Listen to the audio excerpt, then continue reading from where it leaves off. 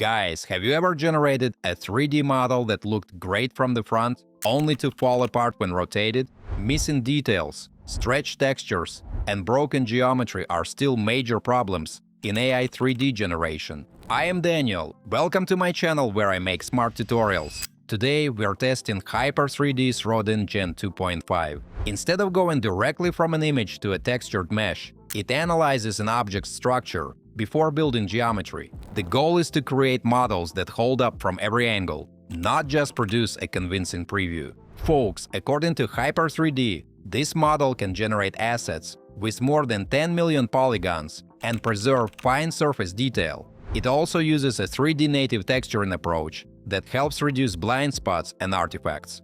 We'll start with a detailed forest character, examine the geometry and materials, and then run a second test focused on text and graphic elements. Also, I've left all the useful links in the description down below, so don't forget to check them out. Let's get started.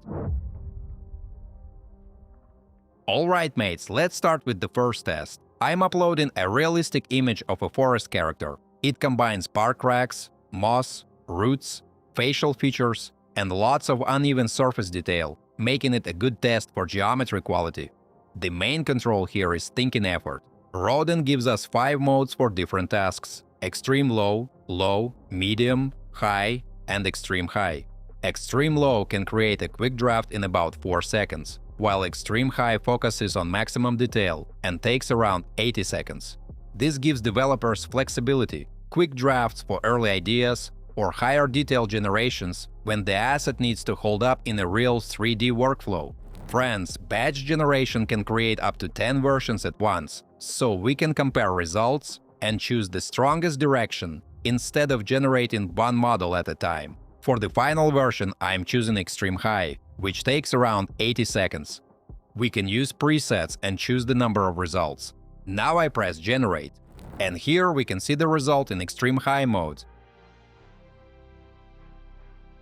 Rodin does not only create the overall shape, it transfers the folds, wood elements, and organic surface structure into the volume of the model. Folks, at this stage, we are looking at the object almost like a digital sculpture, without final color, which makes it easier to judge the geometry itself.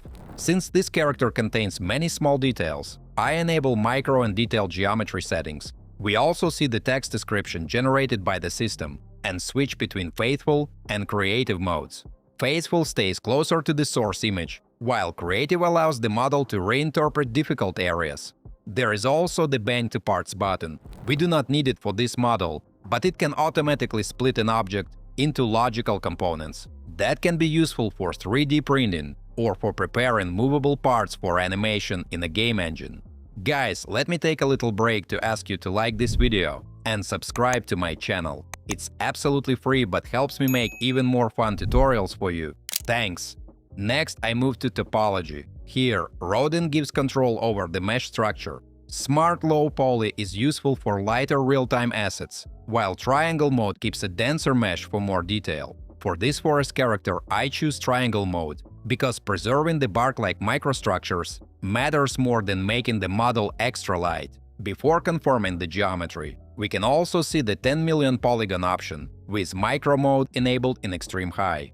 Friends, for the final version, I keep the value around 2 million polygons. That is enough to preserve the relief and organic surface detail without making the scene unnecessarily heavy. Then I press Confirm to lock the geometry and unlock the material stage. Now we move to realistic textures. The material block is unlocked, and before generating the texture, we can use Remix Gen Delight.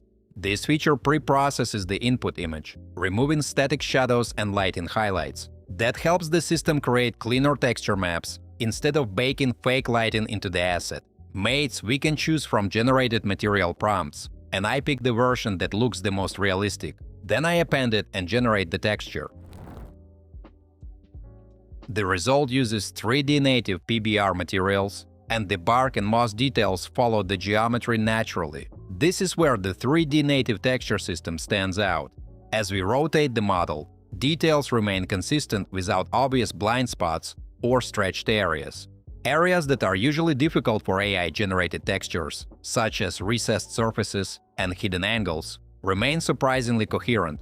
Once the material looks good, I confirm it. This locks the texture maps and unlocks the export panel. From here, I export the model, so it's ready for use in external 3D workflows and supported applications. Folks, for a second test, I check how Rodin handles text and graphic elements. I generate a reference image, convert it to 3D, and inspect the result. The key detail is that the emergency stop lettering appears as actual surface relief rather than a flat texture, which is something many AI 3D tools still struggle with. We can also use creative and symmetry if we want to modify the object, but for this demo I confirm the result and open the material stage.